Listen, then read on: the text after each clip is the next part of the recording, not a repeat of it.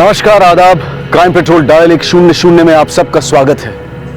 हम सारी जिंदगी भागदौड़ करते हैं। अच्छी नौकरी, प्रमोशन, अच्छा मकान, गाड़ी, बच्चों की पढ़ाई लिखाई, बच्चों की फरमाइशें। हम अपने परिवार में निवेश करते हैं, इन्वेस्टमेंट, क्योंकि परिवारजनों की खुशी से हमें सुख मिलता है। लेकिन हमारे देश में ऐसे कितने परिवार हैं जहां सच में सुख का वास है? क्यों लाख कोशिशों के बाद भी आज वो परिवार दुखी हैं या उनके बीच में प्यार और सुख नहीं है?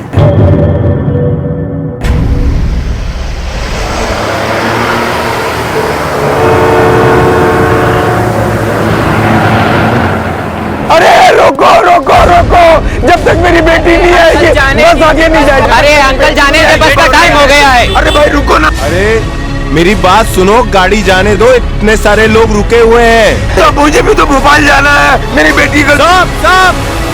साहब भाई रुकना, देखना भाई मेरी बेटी आ जाएगी। ऐसा आप रुको नहीं, वो हमको यहाँ आने के लिए। साहब, ये पागल बेवजह हल्ला मचा रहा है। ये यहाँ पे नौटंकी कर रहा है साहब, पागल है साहब। एक मिनट, नहीं, आप एक सीनियर सिटीजन के साथ बदतमीजी से बात नहीं कर सकते। आप शांति रखिए, मैं बात करता हूँ। अंकल जी, आपके पास टिकट तो होगी? तो मेरी बेटी लेके गई है, उसी के पास है टिकट। साहब ये झूठ बोल रहा है, ये सिर्फ बस को लेट कर रहा है सर। अंकल जी, ऐसा भी तो हो सकता है आपकी बेटी बस नंबर भूल गई होगी, किसी और बस पकड़ के चली गई होगी। नहीं, ऐसा नहीं हो सकता है। वो हमको यही बोली कि यहाँ बस आएगी अभी भोपाल की, तो वो गई मेरे लिए दवाई लाने। आप कितनी देर से वेट कर रहे हैं? मैं करीब 2-3 घंटे से मैं यहाँ खड़ा हूँ। ठीक है, आप हमारे साथ चलिए, हम आपकी बेटी को ढूंढते हैं। एक बार मिल जाए तो दूसरी बस पकड़ के चले जाना। मेरी भी समाज में कुछ इज्जत है, लोग देखेंगे तो क्या बोलेंगे? हमारे साथ पुलिस स्टेशन जाएंगे आप तो आपकी इज्जत चली जाएगी। आपकी जवान बेटी घर नहीं लौटी तो इज्जत नहीं जाएगी। चलिए अजय, सामान लेकर आओ। मेरा सामान ले लो, चलो लेकर आओ इन्हें। चलो ये भी है। चलिए। मगर देखिए लोग क्या बोलेंगे। भाई रुकना बस को है, मैं आ रहा हूँ अभी। चलो भैया बस में बैठे, चलो चलो भाई चलो। इससे पहले कि आप सवाल जवाब करें, मैं बता दूं कि मेरा नाम सुधीर शुक्ला है? शुक्लागंज से तो आप परिचित है ना? जी, यही है लक्ष्मी नारायण शुक्ला मार्ग के पास। और वहां जो शुक्ला निवास है वो मेरा है, और मेरे ही पूर्वजों के नाम पे उस जगह का नाम है शुक्लागंज। मैंने अभी तक आपसे कुछ पूछा ही नहीं, आप प्लीज बैठिए पहले। मैं जानता हूं कि पुलिसिया कार्रवाई क्या होती है, इसलिए मैं बता रहा हूं। देखिए, मैं अपनी बेटी के साथ भोपाल जा रहा था, ऑटो रिक्शा में बस स्टैंड आ रहे थे, उसने मुझे बस अड्डे के पास उतारा, बोले मैं आगे से आपके लिए एक दवाई लेके आता हूं। तब से मैं बस अड्डे पे उसका इंतजार कर रहा हूं, बस छूटने वाली है, वो अभी तक आई नहीं। बस बात इतनी सी है, ये मुझे लाके यहाँ पे बंदी बना दी है। आपकी बेटी के पास मोबाइल है? हाँ, मोबाइल वो सर, मैं इनसे नंबर लेकर ट्राई कर चुका हूँ, लग नहीं रहा है। उस मेडिकल शॉप में पता करो जहाँ दवाई लेने उतरी थी। सर, मैंने इंक्वायरी करवाई, लेकिन उस दुकान के मालिक का कहना है कि उस उम्र की कोई लड़की वहाँ आई नहीं थी। ये कैसे हो सकता है? आपके घर में कोई और भी है या सिर्फ बेटी? हमारी बहू है, बेटा है, लेकिन अभी वो लोग घूमने गए हुए हैं पंचमढ़ी। और ये जो आंचल है, ये भोपाल में नौकरी करती है। मेरे हॉस्पिटलाइजेशन के वक्त में वो यहाँ आ गई थी। अब वो जिद पे अड़ी हुई है कि नहीं, मैं आपको लेकर जाऊंगी। देखिए सर, अगर उनको ढूंढना है तो उनकी फोटो तो लगेगी। फोटो घर पे तो होगी ही फोटो। ठीक है, तुम इन्हें अपने साथ ले जाओ और फोटो भी लेके आओ। क्या गजब कर रहे हैं जनाब, मैं आप लोगों के साथ कैसे जाऊंगा? मेरी एक अपनी इज्जत है, वहां मैं अड़ोस पड़ोस वाले देखेंगे तो क्या बोलेंगे कि मैं पुलिस के साथ में। किसी प्राइवेट गाड़ी में इनको भेजने का इंतजाम करो। सर, आप आइए मेरे साथ, ये लीजिए। आइए आइए, आप बैठिए, हम खोज कर लाते हैं। जी, आप बैठिए। सामान रख दो।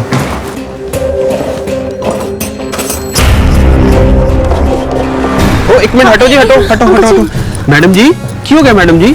आप लोग शुक्ला जी को जानते हो? हाँ जी, हम तो बचपन से यही रहते हैं, उनके बड़े पुराने किराएदार हैं। अभी तो वो यहाँ है ही नहीं, भोपाल गए हुए हैं। अच्छा ये बताओ, उनकी दिमागी हालत तो सही है ना? की गल कर रहे हो मैडम जी? पपी देख। हाँ मैडम जी, आप कैसी बात कर रहे हैं? वो तो बड़े चंगे इंसान है।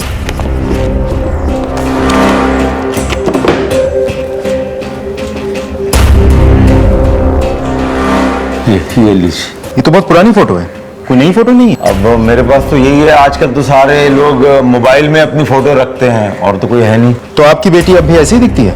जी हाँ, बिल्कुल। उम्र के साथ उसके नाक नक्शे में कोई भी तब्दीली नहीं हुई है, करीब करीब ऐसी ही दिखती है। अच्छा, आपकी बहू और बेटे का नंबर दीजिए। ये लीजिए। ठीक। की गल होगी अंकल जी, दसो तो सही। यार सही, एक आंचल नहीं मिल रही। सुबह मुझे उसने बस अड्डे को छोड़ा कि आप यहाँ रुको, मैं दवा लेके आती, और अभी तक नहीं पता, इतने देर से मैं इंतजार करता रहा। अंकल जी आप पहले पानी पीजिए। अंकल जी तुसी घबराओ मत, सब ठीक हो जाएगा।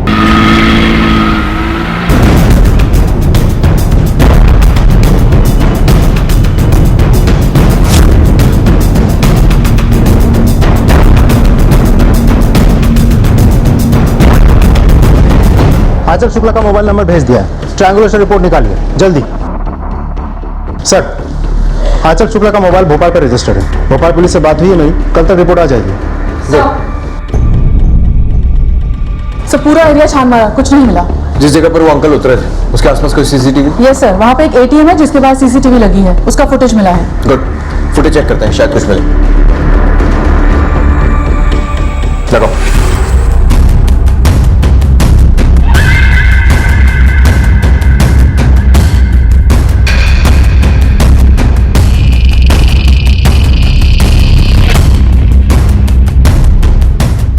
बस बस बस, जूम करो।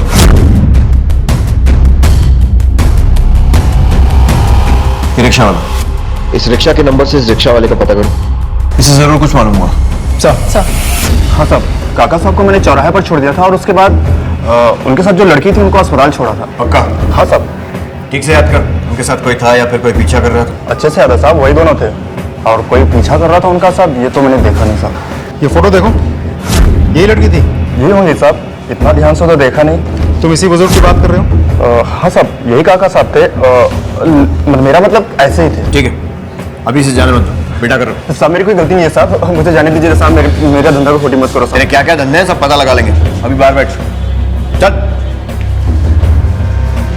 हॉस्पिटल के आसपास के जो भी सीसीटीवी फुटेज है लेकर आओ। सर,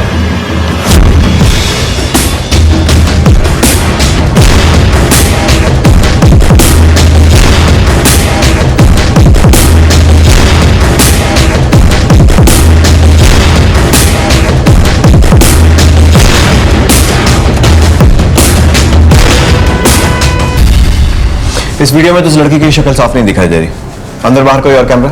सर हॉस्पिटल में 3 एंट्री पॉइंट्स हैं, एक इमरजेंसी वाला, दूसरा वो जहाँ से हॉस्पिटल के कर्मचारी आते जाते हैं, वो गेट बहुत छोटा है, और तीसरा हॉस्पिटल का मेन गेट जहाँ पे ये कैमरा लगा है, जिससे हमें ये फुटेज भी मिला है। बाकी कैमरा सारे कॉरिडोर्स में लगे हैं। क्या लगता है सर आपको, क्या हो सकता है? इस लड़की की एंट्री तो मेन गेट से हुई है, लेकिन इसकी एग्जिट कहाँ से हुई कुछ समझ में नहीं आ रहा। इस तरह अचानक गायब हो जाना, कोई तो पेच है। पक्का उस लड़की को अंदर किसी ने नहीं देखा? सर जितने लोगों से पूछताछ की है सबने यही कहा है कि इसे नहीं देखा है। ठीक है, फिर उस रिक्शे वाले को छोड़ दो। सर,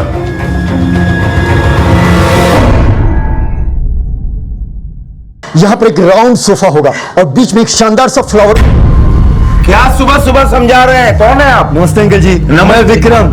ठीक है, तो ये यहाँ क्या बता रहे हैं? घर दिखा रहा हूँ, हमने घर खरीदा है। और क्या? आप सुधीर शुक्ला है ना? हाँ बिल्कुल। आपके बेटे महेंद्र शुक्ला से खरीदा है हमने। अरे मेरे बेटे महेंद्र से आप कैसे खरीद सकते हैं? ये घर मेरा है। पैसे देकर खरीदा है अंकल जी, ऐसे नहीं खरीदा है। आपने पावर ऑफ अटॉर्नी दी थी उनको, शायद आपको याद नहीं होगा। जब आप हॉस्पिटल गए थे तब उन्होंने मुझे ये घर बेचा है। 5 लाख रुपए दिए थे मैंने टोकन के, और 25 लाख रुपए मैंने तब दिए थे जब आपके हॉस्पिटल का बिल ज्यादा आ गया था। आप बकवास मत कीजिए, लगता है कि सुबह सुबह आप पी कर रहे हैं।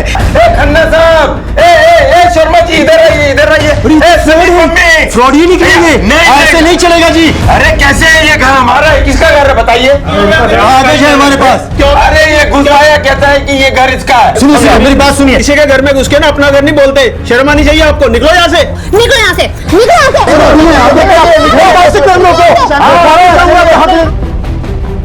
ये देखिए सर, MOU और पावर ऑफ अटॉर्नी की कॉपी। चीटिंग किया इन लोगों ने मेरे साथ, फ्रॉड है ये सब कवर कैसे हुआ? मैं अपने लिए घर खरीदने के लिए देख रहा था।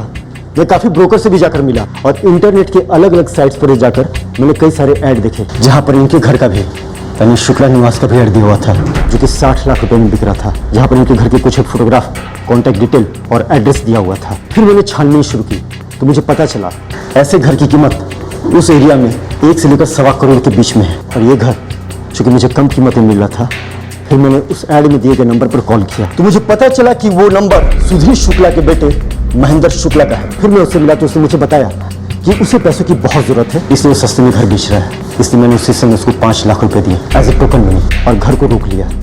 फिर मैं इनके घर पर ही गया था। इनका घर मुझे काफी पसंद आया, लेकिन सच कहता हूँ सर, इनके घर पर इनके बेटे के अलावा उसमें कोई नहीं था। बाकी सारे लोग हॉस्पिटल गए हुए थे। कब हुआ था ये सब? तारीख याद है आपको? 12 नवंबर सैटरडे था उसे। उस दिन आप सब लोग कहाँ थे? मेरा बेटा और मेरी बहू दोनों घूमने गए हुए थे। मेरी बेटी आंचल आई हुई थी और मैं और वो दोनों अस्पताल गए हुए थे अपने ऑपरेशन के बाद में चेकअप कराने के लिए। वहां बहुत भीड़ थी, इसलिए थोड़ा वक्त लग गया। ये झूठ बोलता है। आपके बेटे और बहू दोनों का फोन लगातार बंद आ रहा है। ठीक है, आप धोखाधड़ी का केस दर्ज करवा दीजिए। रिपोर्ट लिखवानी। सर चलिए। चलो और अगर बेटे की कोई खबर मिले तो बताइएगा जरूर। जी मैंने कहा था कुछ तो गड़बड़ है। जो दिख रहा है वैसा है नहीं। विक्रम की बातों से लग रहा है कि वो सच बोल रहा है। मतलब बाकी सारी सच्चाई ये महेंद्र बताएगा। ढूंढो इसे, इसके कॉल रिकॉर्ड्स चेक करो।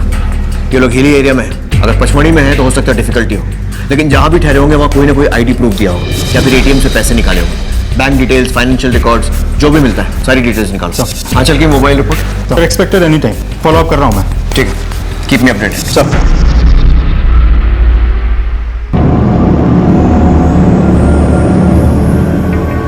कितने पैसे हुए? अंकल जी तो फिर रहने दीजिए, मैं पैसे दे देती हूँ। आप अपना ध्यान रखो अंकल। आप कोई चलो बात नहीं। चलो। आंचल, आंचल आ गई। आंचल, बहू तू? महेंद्र कहाँ? वो उन्हें पुलिस ने पकड़ लिया है। पचमढ़ी घूमने का बोल के इंदौर के होटल में छुपा बैठा था। वाह, वो तो अच्छा हुआ कि तेरे मोबाइल फोन लोकेशन ट्रैक हो गई, वरना सबको यही लगता है कि तू पचमढ़ी में ही है। वैसे इतना बड़ा प्लान बनाने की जरूरत क्या थी? सर मेरा कोई गलत इंटेंशन नहीं था सर। अच्छा, अपने खुद के पिता का घर बिकवा देना बहुत अच्छा इंटेंशन था। ये आप क्या कह रहे हैं? नाटक बंद कर और सब कुछ सच सच बता।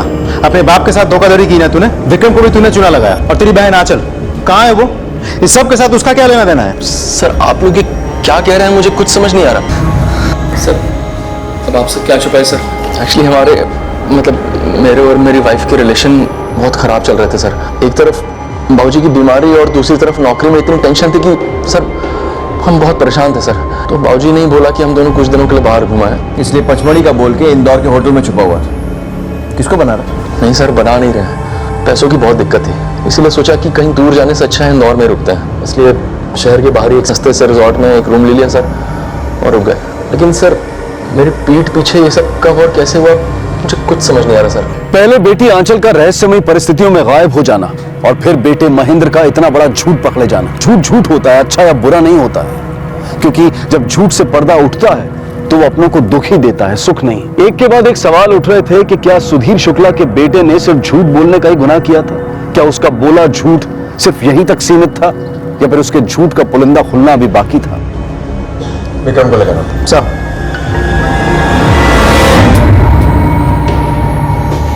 यही वो आदमी जिसने तुम्हें धोखा दिया? नहीं सर, ये कौन है? इसे तो मैं जानता भी नहीं सर। मुझे तो सुधीर शुक्ला के बेटे ने धोखा दिया था। ये वो नहीं है? नहीं। पक्का? पक्का सर। तो कोई गेम तो नहीं खेल रहा है ना? वरना पुलिस को धोखा देने की कोशिश में तू भी अंदर जाएगा। अरे नहीं सर, ये तो वो कोई और ही आदमी है। वो तो कोई और था, वो तो दाढ़ी वाला था, दुबला पतला सा। ठीक है, बाहर वेट करो। जी।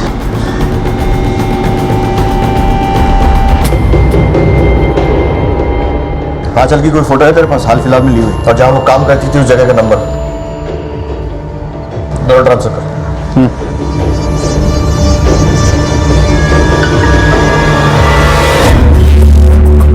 तो मत सर, आंचल की ये वाली फोटो सारे पुलिस स्टेशन और हॉस्पिटल्स में भिजवा दो और अपने खबरियों को भी दिखाओ। यस विक्रम, जिस एड को देखकर तुमने सुधीर शुक्ला का मकान खरीदने के लिए महेंद्र को पैसे दिए थे, उसकी सारी डिटेल्स इन्हें दे देना। और वो आदमी महेंद्र बंद का तुमसे मिला था और जिसने डीलिंग की थी, उसकी शक्ल याद है? जी सर। सर आइए मेरे साथ। जी।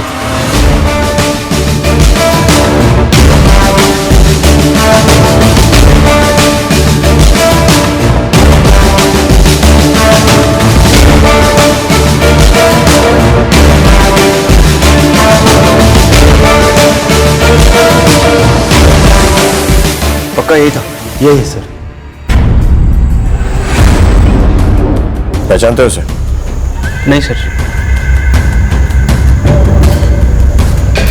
नहीं सर। नहीं सर, मैंने अपनी पूरी जिंदगी में इसे कभी नहीं देखा।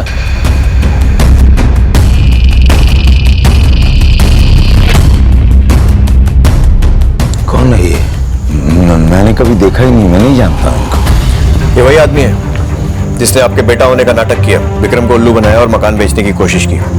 हे भगवान। एक बात तो तय है शुक्ला जी, कि जो कोई भी है आपके घर के किसी सदस्य या फिर किसी करीबी के बहुत करीबी, वरना इसे ये कैसे पता होता कि आप कब घर में हैं कब नहीं? कहीं वो आपकी बेटी आंचल तो नहीं है? ना ना ना ना ना, मेरी बेटी तो लाखों में एक है, वो इस तरह का काम नहीं कर सकती। आंचल की मोबाइल ट्रायंगुलेशन रिपोर्ट आ गई?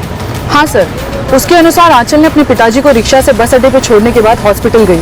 उसके बाद वो यहाँ वहाँ घूमती रही। रिपोर्ट से तो ऐसा नहीं लग रहा था कि उसके मन में कोई पर्टिकुलर डेस्टिनेशन था। फिर कुछ देर यहाँ वहाँ घूमने के बाद उसने अपना सेलफोन स्विच ऑफ कर लिया। इस आंचल के मूवमेंट्स काफी मिस्टीरियस है। पहले हॉस्पिटल में एंट्री लेना, उसके बाद मोबाइल फोन का बंद हो जाना, और उसके बाद अचानक मोबाइल का ऑन होना और पूरे शहर में भटकना। सर, एक और इंटरेस्टिंग मूवमेंट है।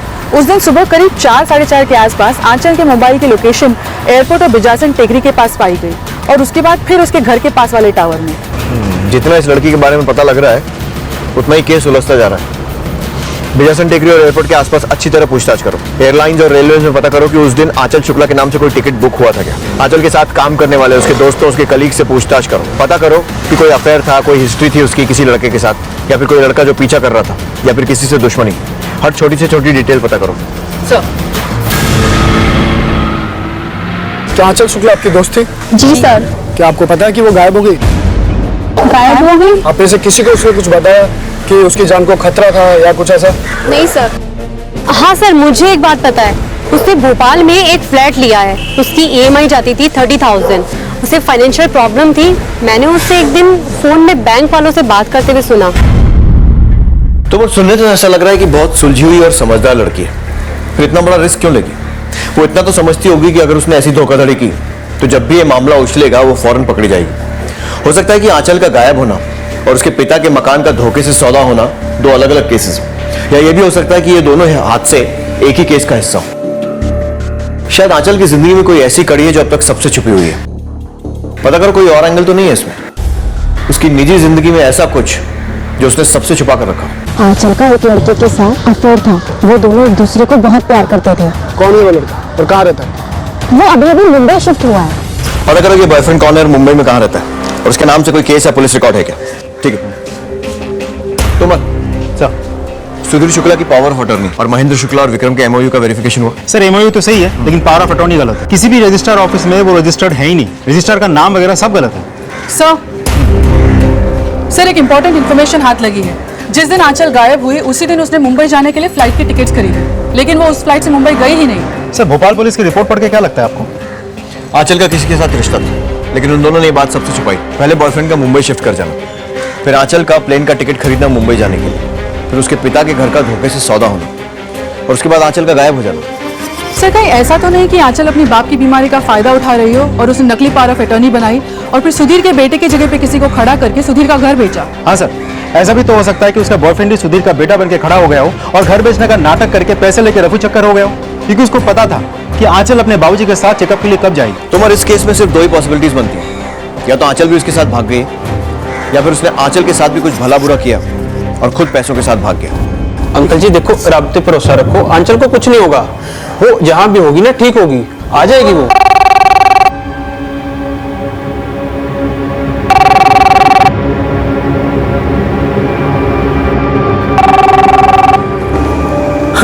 हेलो, हमने तेरी बेटी को किडनैप कर लिया है। जल्दी से 5 लाख रुपए का इंतजाम कर ले, नहीं तो उसे मार डालेंगे, समझा ना?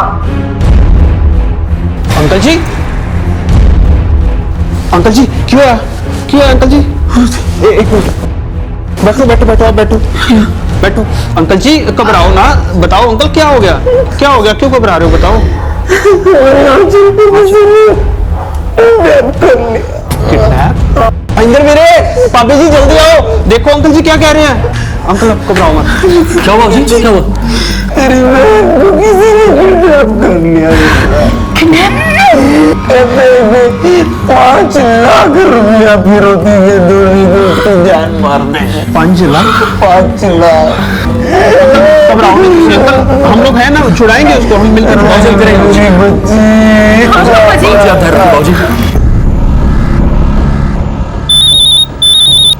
हेलो सर जी, मैं सनी बोल रहा हूँ, सुधीर शुक्ला जी का किराएदार। बोलिए। सर जी, आंचल का किडनैप हो गया। क्या? हाँ जी।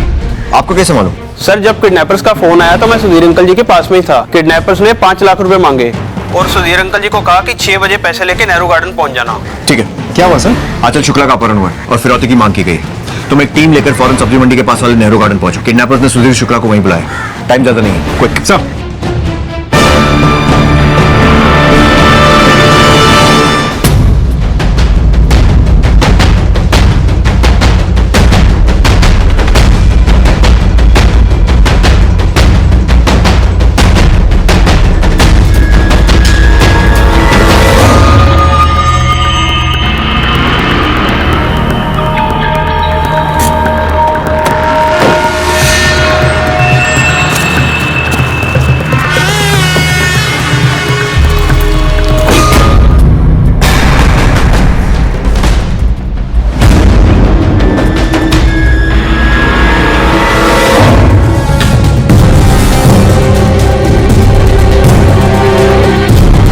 आगे देखो।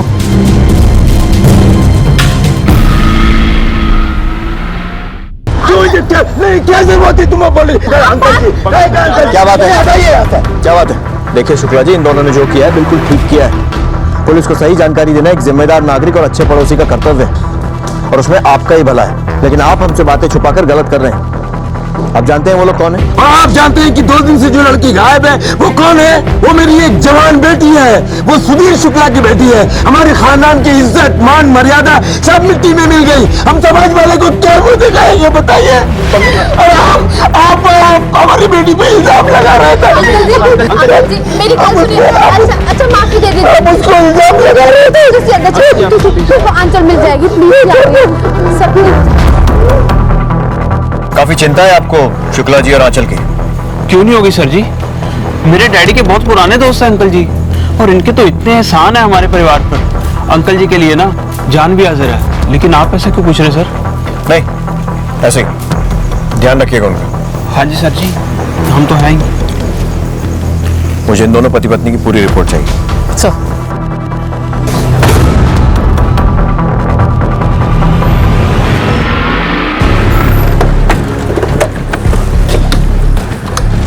सर हाँ तो अगर मैं थोड़ी देर पहले पहुंचा होता तो किडनैपर को रंगे हाथों पकड़ लेता। हमें इन्फॉर्मेशन थोड़ी लेट मिली थी। या तो लेट मिली थी या फिर शायद लेट दी गई थी।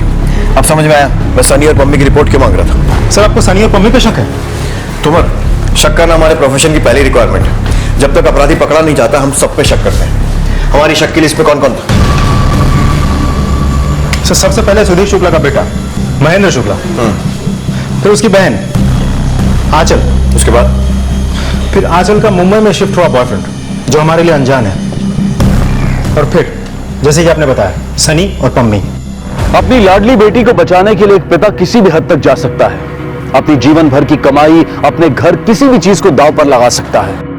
संतान का प्रेम होता ही ऐसा है। सुधीर ने भी यही किया। लेकिन क्या इसका परिणाम वही होने वाला था जो सुधीर शुक्ला ने सोचा था, या फिर इस कहानी में अभी कुछ ऐसा घटने वाला था जिसकी कल्पना मात्र से ही इंसान सिहर उठे और रिश्ते नातों पर से विश्वास ही उठ जाए? क्या आंचल जिंदा थी? क्या महेंद्र वो मास्टरमाइंड था जिसने ये सारा जाल बुना था? और पम्मी और सनी का इस पूरे केस में क्या इन्वॉल्वमेंट था?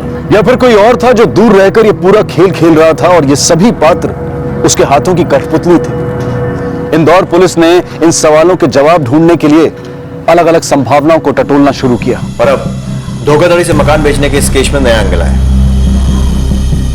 किडनैपिंग का। आंचल का किडनैप हुआ और फिरौती मांगी गई और सुधीर शुक्ला ने पुलिस को बगैर बताए फिरौती दे भी दी। सबूत सामने है। जिस किसी ने भी मकान बेचने की साजिश की है वो जरूर कोई अंदर का आदमी है। लेकिन ये किडनैपिंग का मामला कोई भी हो सकता है। सर क्या दोनों क्राइम्स एक ही आदमी नहीं कर सकता? कर भी सकता है और नहीं भी। हो सकता है कि ये दोनों मामले आपस में जुड़े हुए हो, या फिर शायद इनका आपस में कोई लेना देना ही ना हो। सर अगर ये दोनों क्राइम्स एक ही आदमी ने किया है तो कौन हो सकता है? कौन? सर सुधीर शुक्ला का बेटा महेंद्र शुक्ला, क्योंकि बड़ी कन्वीनियंटली अपनी पत्नी को लेकर पंचमढ़ी जाने के नाम पे बगल वाले रिसोर्ट में चला गया था, जबकि उसको पता था कि बाबूजी की तबीयत खराब थी। और वो क्राइम इसीलिए कर सकता है क्योंकि उसके पास घर की चाबी भी थी। उसको ये भी पता था कि बाबूजी चेकअप के लिए कब जाते हैं कब आते हैं, या फिर किसी आदमी को महेंद्र बना के वो घर पे भेजा होगा, या फिर पम्मी और सनी, क्योंकि उन्होंने किडनैपिंग की इन्फॉर्मेशन हमें लेट दी थी। Let's start. तुम महेंद्र के ऑफिस, उसके कलीग्स, उसके दोस्तों से पूछताछ करो। अनीता, पम्मी और सनी, इनकी सारी रिपोर्ट्स निकालो। सर और आंचल, उस पर भी तो शक है। बिल्कुल, हो सकता है कि ये पूरा नाटक हो, एक बहुत अच्छी तरह सोची समझी गई साजिश। पर सर अगर आंचल का सच में किडनैप हुआ हो तो हमें आंचल को छुड़ाना होगा, उसकी जान को नुकसान पहुंचे उससे पहले। बट आई एम श्योर कि किडनैपर कोई ना कोई सबूत तो जरूर छोड़ेगा। तो इंटरनेट पर जो सुधीर शुक्ला के घर बेचने का ऐड आया था, वो किसने कहां से अपलोड किया था? साइबर सेल की रिपोर्ट आई? सर अब तक रिपोर्ट आ गई होगी, मैं मेल चेक करके बताता हूँ। चेक कर।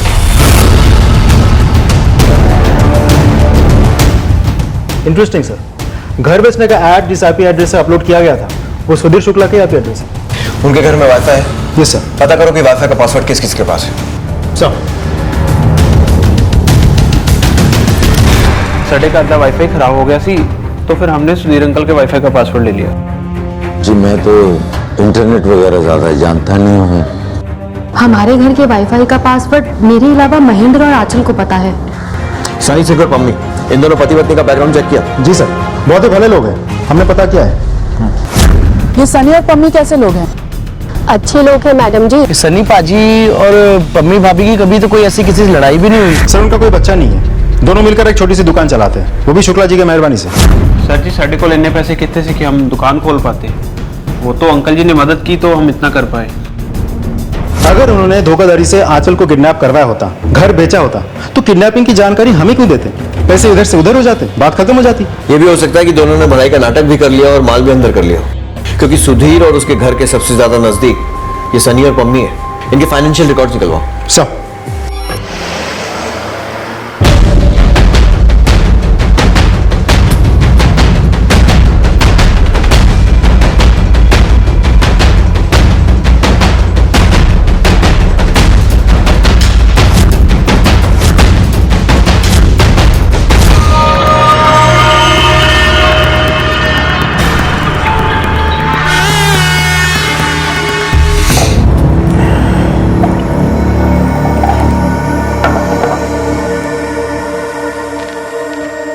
बाबूजी, बैंक मैनेजर ने बताया कि अपने सारे गहने। हाँ बेटे, मैंने सारा का सारा गहना बैंक से निकाल लिया। बहू, उसमें कुछ गहने थे जो तुम्हारी सास ने तुम्हारे लिए इस घर में छोड़ा था, और कुछ गहने थे जो तुम अपने परिवार से लेकर आई थी। मुझे माफ कर दो इसके लिए, मुझे माफ कर। भाऊजी, आप मेरी और गहनों की चिंता मत कीजिए, पर आपने सब कुछ किडनैपर को दे दिया तो आपके पास तो कुछ भी नहीं बचा। हाँ बेटी, अब मेरे पास फूटी कौड़ी ही नहीं बची, लेकिन कोई बात नहीं। आंचल घर वापस आ जाए, इससे बड़ी खुशी की बात क्या हो सकती। ये तो शुक्ला खानदान की इज्जत का सवाल है, और मैं जानता हूँ कि इस मामले में तुम हमारी पूरी तरह मदद करोगी। जी भाऊजी, मैं आपके साथ हूँ। आप और महेंद्र एक ही जगह काम करते हैं? जी सर। कैसा आदमी है वो? मेहनत तो सर वो बहुत करता है, पर कामयाबी उसके नसीब में नहीं है, और सेल भी उसका इतना अच्छा नहीं था। एक बात और सर, पैसों को लेकर वो बहुत परेशान है। बस सूखे तनख्वाह पर उसका काम चल रहा है, ना कोई इंसेंटिव ना कोई बोनस। पैसों की जरूरत पूरी करने के लिए उसने कोई गलत रास्ता तो नहीं अपनाया था? मैं महेंद्र सट्टा खेलने लगा था। अभी हाल ही में इंडिया पाकिस्तान मैच में उसने काफी पैसे लगाए थे, पर वो सारे हार गया। सट्टे में पैसे लगाए थे ना तुमने? हाँ सर, लेकिन सर बस एक दो बार, वो भी हार गया। कौन से नंबर पर लगाए थे?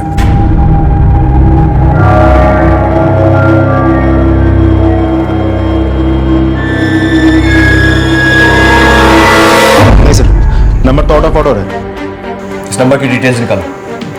सर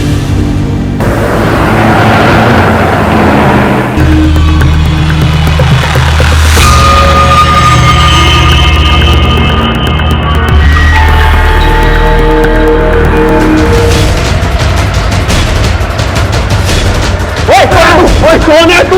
तू घुसा क्या है? तू सुधीर अंकल के घर में कैसे है बता। सनी जी शोभा भाभी को देखिए ना। शोभा भाभी को चलिए। शोभा किसकी नजर लग गई है? हे भगवान, हे भगवान। लाश का पंचनामा करो और पोस्टमार्टम के लिए भेजो। आपने किसी को देखा था? मैंने किसी को नहीं देखा। पहले किसी को सर जी मैंने देखा उसे। आप लोगों ने जिस बंदे का स्केच दिखाया था ये वही था। देखा क्या, मैंने तो उसे पकड़ लिया था लेकिन वो छुड़ा के भाग गया। ये देखिए ना उसकी पठानी का कॉलर मेरे हाथ में रह गया।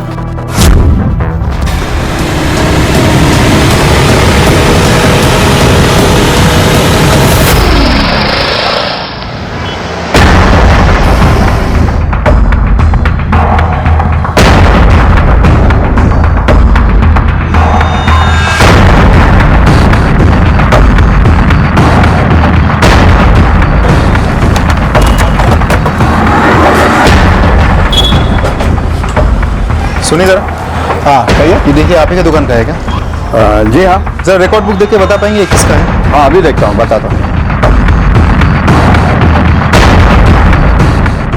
अरे जमाल का है। ये जमाल कौन है? अरे चर्ची है, नया नया काम पे लगा है, बड़ौली गांव में रहता है। अगर आप वहां जाके पूछेंगे तो कोई भी बता देगा आपको।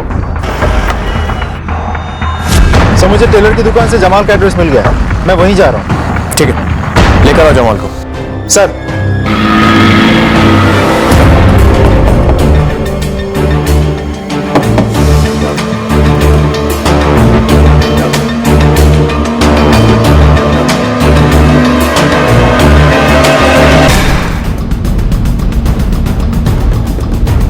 सर जमाल का तो खून हो गया, डेड बॉडी घर में ही मिली, दरवाजा भी टूटा हुआ है। फॉरेंसिक डिपार्टमेंट में फोन करो, लाश का पंचनामा कराओ और आस पड़ोस में पूछताछ करो कि किसी को आते जाते देखा है क्या, और ये भी कि जमाल कहाँ काम करता था। हाँ साहब मैं जमाल को जानता हूँ। अगर तू जमाल को जानता है तो ये भी जानता होगा वो किसके लिए काम करता है। हाँ साहब मैं जानता हूँ किसके लिए काम करता है। किसके लिए? सर महेंद्र ने जिस नंबर पर सट्टा खेला था वो नंबर सट्टा किंग मेहता के नेटवर्क का हिस्सा है। और सर आखिर में जमाल मेहता के लिए काम कर रहा था। जो आदमी तुम्हारे पिता से फिरौती की पहली किश्त लेने आया था और जिसने धोखाधड़ी से विक्रम को मकान बेचने की कोशिश की थी, उसी ने तुम्हारी पत्नी को भी मारा है। कौन सर, आप किसकी बात कर रहे हैं? जमाल, भोला मत बंद। और ये बता तेरा रिश्ता क्या है उसके साथ? सर मैं नहीं जानता इसको, मैंने तो ये नाम ही पहली बार सुना सर। जमाल अपने आखिरी दिनों में सट्टा किंग मयंक मेहता के लिए काम कर रहा था। हाँ साहब मैं जानता हूँ किसके लिए काम करता है, वो मयंक मेहता के लिए काम करता है। और तूने जिस नंबर पे सट्टा लगाया था वो भी मयंक मेहता के नेटवर्क का हिस्सा था, और जमाल भी। सर मैं सच कह रहा हूँ, मैं इनमें से किसी को नहीं जानता सर। मैं ना जमाल से कभी मिला हूँ ना उसका नाम सुना। अब यहीं पड़ा रहने दो इसे। अगर फिर भी सच नहीं उगला तो सेकंड राउंड खेलेंगे इसके साथ। पुलिस की सारी थ्योरीज और कड़ी जांच बार बार आकर किसी अनजान दीवार से टकरा रही थी। पुलिस के शक के घेरे में सुधीर का सट्टेबाज बेटा महेंद्र और रहस्यमय तरीके से गायब हुई बेटी आंचल के अलावा उनके किराएदार सनी और पम्मी भी थे। लेकिन पुलिस के पास ऐसा कोई भी सूत्र या पुख्ता सुराग नहीं था जिसकी बिना पर वो अपराधी के गिरेबान तक पहुंच सके। और ऐसे में इंदौर पुलिस को एक ऐसी खबर मिली जिसने इस तहकीकात का रुख ही बदल दिया। सर हाँ तो अभी अभी खबर आई है कि आंचल का नंबर विजयनगर के पास स्विच ऑन हुआ है। हमने उस नंबर को ट्रैक किया है, अभी वो नंबर विजयनगर के किसी आदमी के पास है। लेकर आओ उसे। सर ये मोबाइल से आप मुझे आज सुबह चंदर ने बेचा। ये चंदर कौन है? मेरे पड़ोस में रहता है, ऑटो ड्राइवर है। हाँ साहब, काका साहब को मैंने चौराहे पर छोड़ दिया था और उसके बाद पर साहब वो मोबाइल तो मेरे रिक्शे की सीट के पीछे मिली थी साहब। मुझे लगा कोई भूल गया है। साहब गरीब आदमी हो, पैसे की जरूरत रहती है हमेशा, इसलिए मैंने वो मोबाइल बेच दिया था साहब। तूने इस लड़की को सिटी हॉस्पिटल के पास छोड़ा था ना? जी। तो तेरे दिमाग में इतना नहीं आया कि वो मोबाइल हमको लाके दे दे क्योंकि हम उस लड़की को ढूंढ रहे हैं? बड़ी डेयरिंग है तेरे में। नहीं साहब ऐसा नहीं है। ये फोटो देख जरा, ये वही लड़की है ना जो अपने पापा के साथ तेरे ऑटो में आके बैठी थी? नहीं साहब। ठीक है, बाहर जाकर बैठ थोड़ी देर। अगर ये वो लड़की नहीं है तो फिर वो लड़की कौन थी? और सुधीर को दूसरी लड़की लाने की जरूरत क्या पड़ी? हमारी इंफॉर्मेशन के हिसाब से वो सुबह सुबह बिजासन गई थी ना? Yes sir. सुधीर के घर के आसपास जो ऑटो स्टैंड है वहां पे पूछताछ करो। इतनी सुबह वही ऑटो वाले ऑटो लगाते हैं जो वहां के रेगुलर। Yes sir. इस लड़की को देखा है? नहीं मैडम। ठीक से देखो, तुम्हारे रिक्शा में बैठी थी कभी? नहीं नहीं। हाँ सर, मैंने इस लड़की को और उसके बाबूजी को वहाँ बीजासन टेकरी पे छोड़ा था। अच्छा, और हाँ सर, वो कुछ वहाँ पे मंदिर जाने की बात बोल रहे थे। ठीक है, जा सकते हो। जी सर। तोमर, सुधीर और आंचल की फोटो बीजासन पर दिखाकर पूछताछ करो। साहब, इस आदमी को देखा है? हाँ साहब, उसको बीजासन टेकरी से मैंने शुक्लागंज छोड़ा था अकेले। अकेले? हाँ साहब। साथ में कोई नहीं था? नहीं साहब। ये फोटो देखो, ये नहीं थी साथ में? नहीं साहब, वो अकेले ही थे।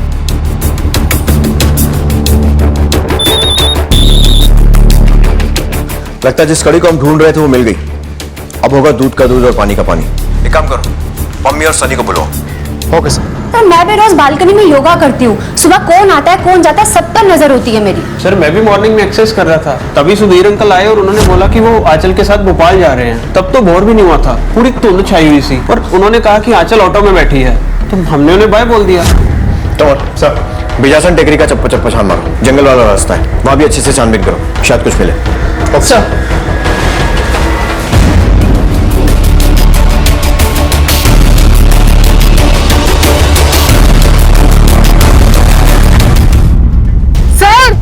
यहाँ आइए सर, ये देखिए।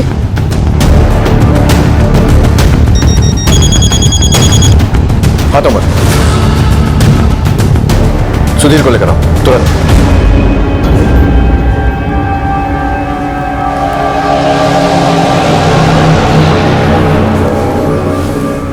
मुबारक हो शुक्ला जी। मैंने कहा शुक्ला जी मुबारक हो, आपकी बेटी मिल गई। अरे आपको तो खुश होना चाहिए, इतना सदमे में क्यों लग रहे हैं? नहीं, मैं खुश हूं। मैं आंचल को लेके आओ।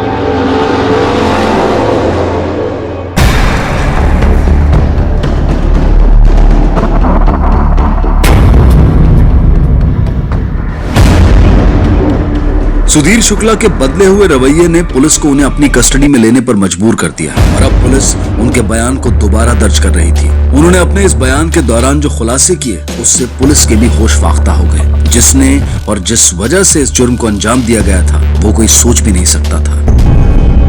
सर, सट्टा खेलने की बहुत बुरी लत मुझे लग गई थी। सट्टा खेले बगैर मुझे चैन नहीं पड़ता था। यूं कहूं तो एक साइकोलॉजिकल प्रॉब्लम मुझे हो गई थी। मैंने बहुत रुपया सट्टे में डाल दिया, उसके बाद तो मैं उधारी पे सट्टा खेलने लगा। सट्टाबाज जो है वो कभी किसी को बख्शते नहीं, वो मेरे पीछे पड़ गए। एक तरफ तो सट्टाबाजों का प्रेशर, दूसरे मेरे सर पे कर्जे का बोझ। मेरी समझ में नहीं आया कि क्या करूं। मैं इतना परेशान हुआ, मुझे हार्ट अटैक आ गया। मैं अस्पताल में भर्ती हुआ। मेरी बेटी आंचल भोपाल से अपनी नौकरी से छुट्टी लेकर आ गई अस्पताल में मेरी देखभाल करने। उसने मेरी बहुत देखभाल की। मैं थोड़ा ठीक हुआ, घर वापस आया। उसके बाद मैं क्या करता? फिर मैंने सट्टा खेलना शुरू कर दिया और वही सट्टाबाजों के पास मेरी मुलाकात हुई एक आदमी जमाल से, और वो पहचान जो है दोस्ती में बदल गई। वो मुझे तरह तरह की राय देता, वो मुझे कहता कि पैसा कैसे कमाया जाता। फिर एक दिन उसने मुझे बोला कि एक पावर ऑफ अटर्नी बनाओ, और उसने बोला किस तरह से कैसे लोगों को चूना लगाया जाए और उन पैसों से मैं अपना कर्जा चुका दूं। मेरी बेटी फिर वापस आ गई। मैंने बहुत कोशिश की कि उससे मैं ये बातों को छिपा के रख, लेकिन किस्मत खराब है। एक दिन उसने सुन लिया कि मैं सट्टा भी खेलता हूँ और लोगों को लूट भी रहा हूं।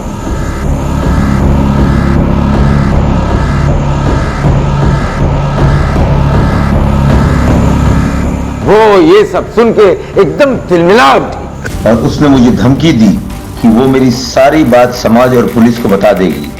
फिर मैंने उससे माफी मांगने का नाटक किया। हम लोग कुल देवी के मंदिर चलते हैं और मैं वहां कसम उठाऊंगा कि जिंदगी में कभी सट्टा नहीं खेलूंगा। मुझे एक बार मौका दे बेटी, चल मेरे साथ। मैंने उसका विश्वास जीता, उसे भरोसा दिलाया और कुल देवी के मंदिर जाने के बहाने सुनसान पहाड़ी एरिया में ले गया।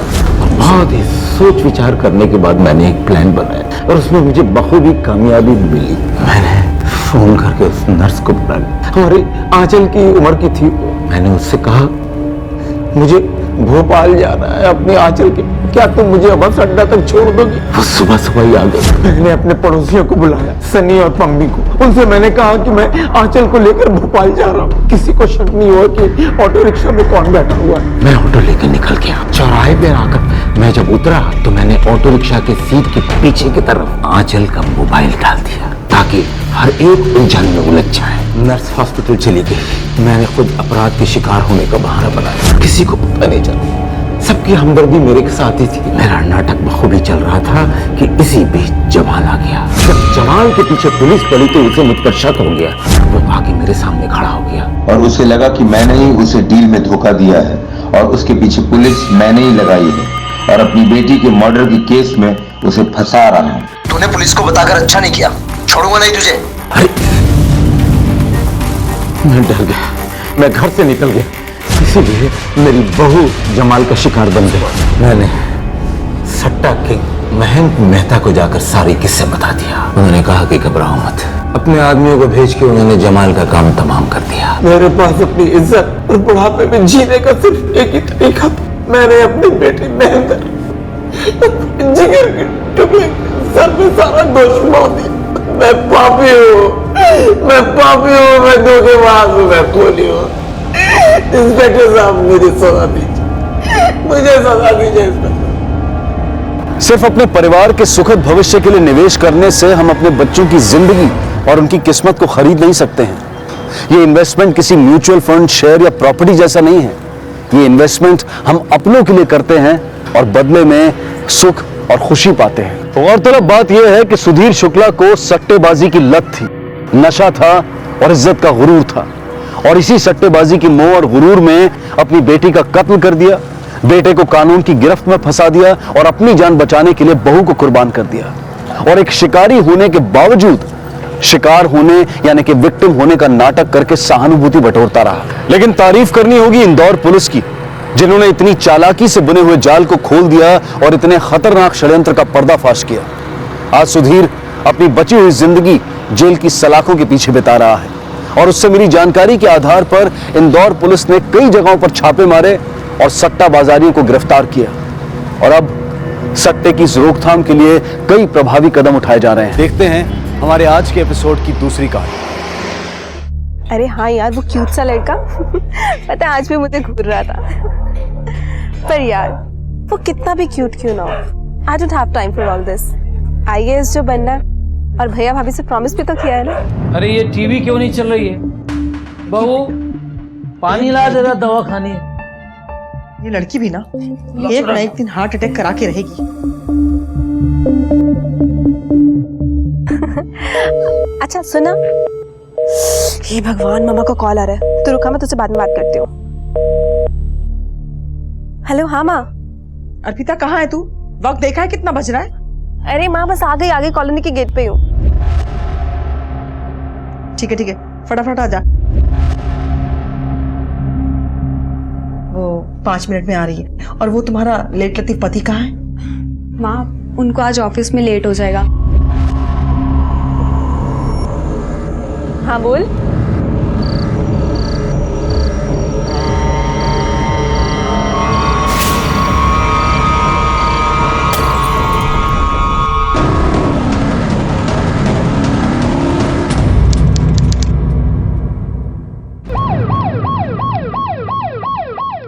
तो उन लड़कों ने तुम्हें छुआ पर रेप तो नहीं किया। मेरा मतलब कहां छुआ? मोलेस्टेशन ही तो हुआ है, रेप तो नहीं। 90% मोलेस्टेशन की घटनाओं में सबसे पहले पीड़ित को यही कहा जाता है। प्रशासन भी मोलेस्टेशन को गंभीरता से नहीं लेता है और न ही औरतें इसके खिलाफ पुलिस में रिपोर्ट लिखवाती हैं। और यही लापरवाह नजरिया कारण है कि हमारे देश में मोलेस्टेशन की घटनाएं बढ़ती जा रही हैं। इसलिए समय आ गया है कि हम मोलेस्टेशन की तरफ अपने नजरिए को बदलें, क्योंकि समाज का यह दुष्कर्म पीड़ित के लिए जीवन भर का सदमा है। और पिछले कई सालों में तो मोलेस्टेशन कारण बना है खून और आत्महत्या की घटनाओं का भी। 1 मिनट, ये क्या तरीका है बात करने का? अगर सवाल पूछनी है तो ढंग के पूछे। देखिए मैडम, हमें हमारा काम करने दीजिए। रुको, सही कह रही है चौबार। Yes ma'am. I am sorry. I know जो तुम्हारे साथ हुआ उससे तुम बहुत डर गई हो, लेकिन हमारा उन्हें पकड़ना बहुत जरूरी है। ताकि वो किसी और लड़की के साथ ये दोबारा ना कर सके, और इसके लिए तुम्हें हमारी मदद करनी ही होगी। अच्छा मुझे ये बताओ कि वो कितने लोग थे, एक या एक से ज्यादा? मैम, मुझे कुछ अच्छे से याद नहीं, लेकिन बहुत सारे हाथ थे, मुझे हर जगह छू रहे थे। मैंने कहा था ना जल्दी वापस आना घर, और लेट तक घूम। अच्छा बेटा ये बताओ कि तुम उनमें से किसी को पहचान सकती हो क्या? कुछ ऐसा जो तुमने देखा उनके बारे में?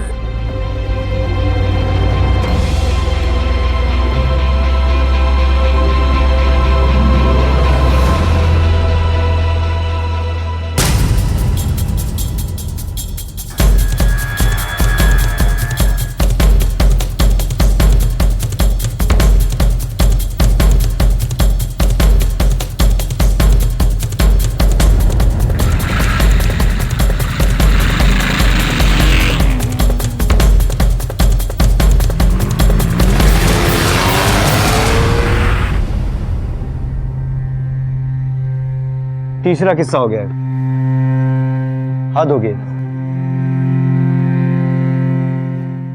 आपके घर में और कौन कौन है? ये आपका बेटा है? जी मेरा भाई का बेटा है,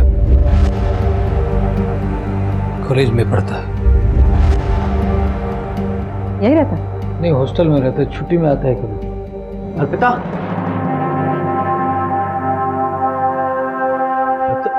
ठीक हो ना?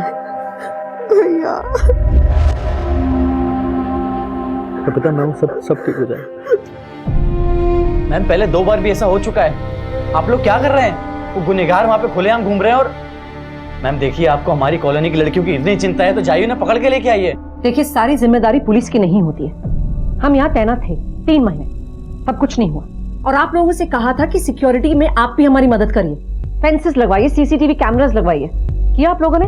देखिए मैम, आप जैसा कहेंगे हम सब वैसा ही करेंगे, लेकिन प्लीज इस बार ये मोलेस्टर्स बचने नहीं चाहिए। हम पूरी कोशिश करेंगे, लेकिन हमें आप सबकी मदद की जरूरत पड़ेगी, पूरे कॉलोनी की मदद की जरूरत पड़ेगी।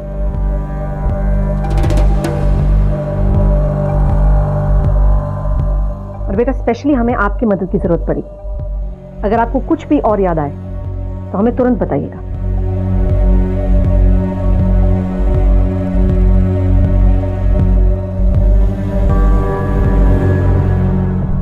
आप लोगों में से किसी ने कुछ सुना या देखा? नहीं।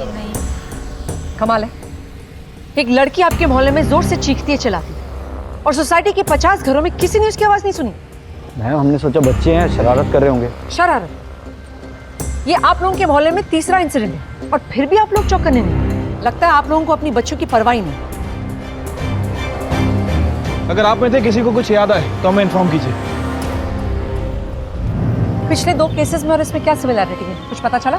मैम तीनों विक्टिम्स को ज्यादा कुछ याद नहीं है। सेकंड विक्टिम पूजा के मुताबिक वो 2 मोलेस्टर्स थे, लेकिन अर्पिता के हिसाब से वो 2 से ज्यादा थे। अर्पिता काफी हिली हुई है। ये ऐसे केसेस इतने सेंसिटिव होते हैं कि अक्सर ऐसे होता है कि विक्टिम अपना दिमाग ही बंद कर देता है, उस तकलीफ देने वाली चीजों को याद ही नहीं करना चाहिए। लेकिन मैम इस केसेस में मोटिव क्या हो सकता है? आई मीन कपड़े फाड़े गए लेकिन रेप अटेम्प्ट नहीं हुआ। अगर उनकी लेवल तक गिर के देखो ना, तो हो सकता है मजे के लिए किया, आगे जाने की हिम्मत ना हो, या ये भी हो सकता है कि इस बात का डर हो कि ये जीता जागता मोहल्ला है, कोई भी आ सकता है। तो अलग बात है कि जीते अपने लिए ही लोग। चलो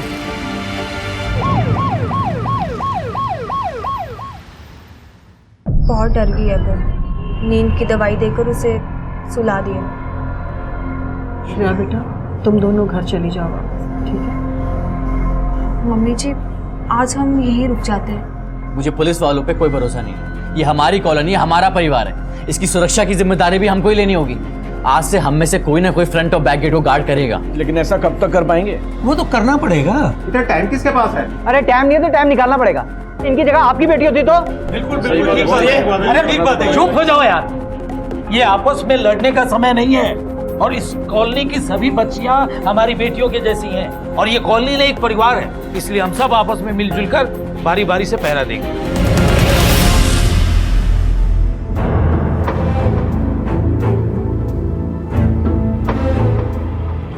आखिरकार सारे मोहल्ले वालों ने एक परिवार की तरह एकजुट होकर सुरक्षा की जिम्मेदारी अपने ऊपर ले ली और रात में बारी बारी से चौकीदारी करने लगे। कुछ दिन तक तो सब कुछ ठीक रहा, लेकिन कुछ दिन बाद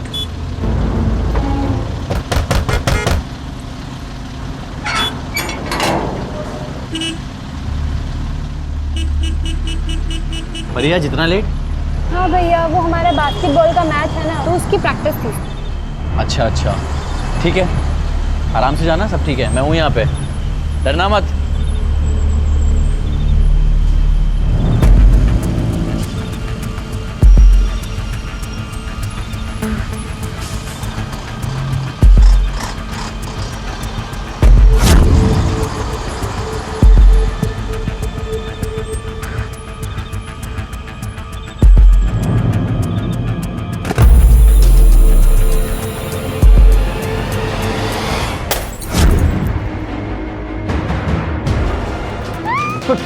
ठीक ना परी, ध्यान रखो, मैं आता हूँ, एक मिनट।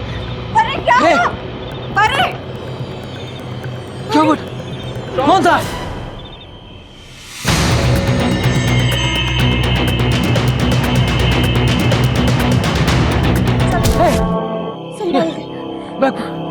ले चल।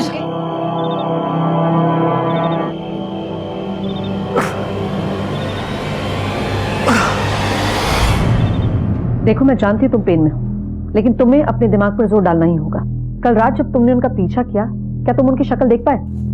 बहुत अंधेरा था वहां पे, मैं भागा उनके पीछे, पर मैं पकड़ नहीं पाया, वो झाड़ियों में कहीं जाके छुप गए।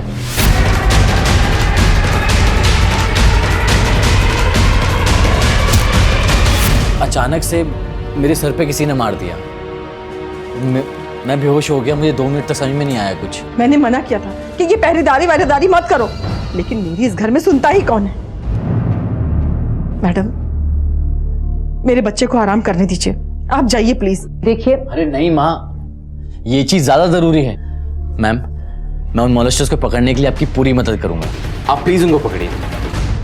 सर, मैं बहुत डर गई थी, जैसे ही वो आवाज़ हुई मैं भागी और तभी किसी ने मुझे पीछे से आके पकड़ा। मैं बहुत घबरा गई और चिल्लाई भी, तभी वहाँ पे शुभ भैया आ गए और वो दोनों भाग गए। देखो बेटा, घबराने की कोई ज़रूरत नहीं है, हम आपकी पूरी मदद करेंगे। You are a brave girl, okay?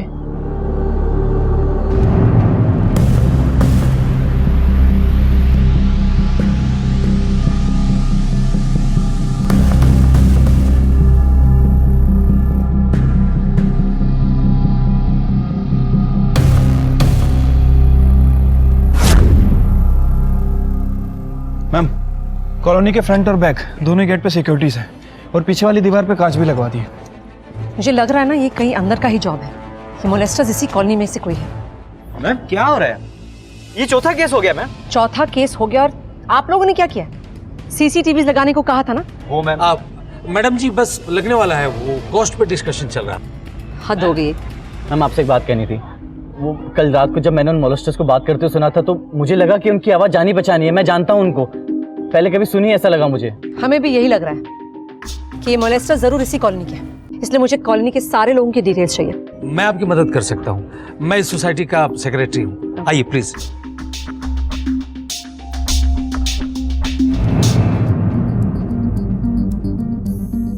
Ma'am, उस कॉलोनी के बाहर एक सीसीटीवी कैमरा था, ये उसी के फुटेज है। प्ले करो। मोलेस्टर्स दिखाई दे रहे हैं क्या उसमें? नहीं मैम, शायद उन्हें पता था कि वहां पर कैमरा लगा है, इसलिए शायद बच के निकल गए। लेकिन मैम, ये देखिए। ये कौन है? मैम, ये ललिता शर्मा का बेटा है, ये दोनों उसी कॉलोनी में रहते हैं। उसी समय में ऐसी हालत में शायद कहीं ना कहीं इसका इन्वॉल्वमेंट हो सकता है। कॉन्फिडेंटली वापस आया है मोहल्ले में, ये सोचकर कि शायद कोई उससे पूछताछ ही नहीं करेगा।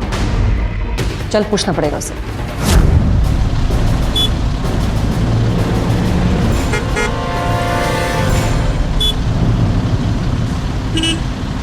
मेरा बेटा? आप मेरे बेटे पर इतना गंदा इल्जाम लगा रही हैं मैम? ये कॉलोनी हमारे परिवार की तरह है, 20 साल से रह रहे हैं हम यहाँ पर, और 3 साल पहले जब मेरे हस्बैंड की डेथ हुई थी, तब इन्हीं लोगों ने सपोर्ट किया था मुझे और मेरे बेटे को, तो वो ऐसा क्यों करेगा? बड़ा अच्छा लगा सुन के कि आप एक परिवार की तरह रहते हैं, लेकिन अगर आपके बेटे ने कुछ किया नहीं तो आप घबरा क्यों रही हैं? उसे बुलाइए, मुझे बात करनी है उससे। तन्मय,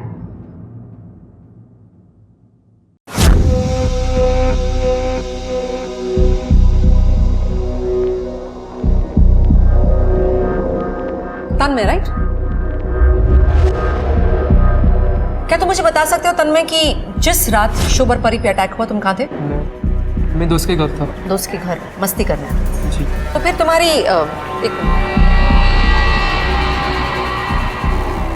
ये हालत कैसे हुई? जी हाँ, हमारी लड़ाई हुई थी। लड़ाई? जब आपका बेटा घर आया इस हालत में तुम आपको शॉक नहीं लगा? जी मैम, मैं उस रात घर पर नहीं थी, मैं शुभ के यहाँ गई थी। उसके सर पर बहुत चोट लगी थी। उसकी माँ और मैं बहुत करीब हैं और साथ साथ में सत्संग भी जाते हैं। लेकिन कुछ भी हो मैम, मेरा बेटा ऐसा नहीं कर सकता। मैम पता चल जाएगा। अपने दोस्त को क्या नाम बताया था तुमने इसका? विकी। उसको जरा फोन लगा। मैम वो भी ट्यूशन में होगा। जहाँ भी होगा फोन लगा उसे अभी।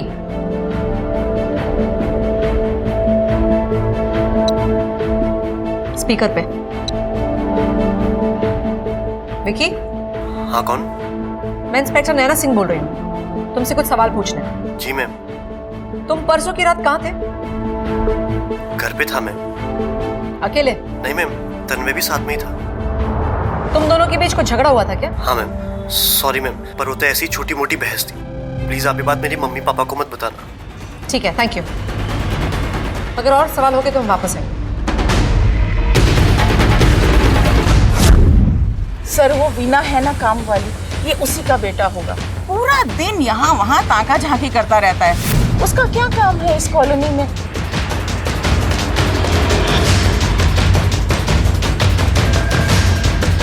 ए लड़के, यहाँ क्या कर रहे हैं?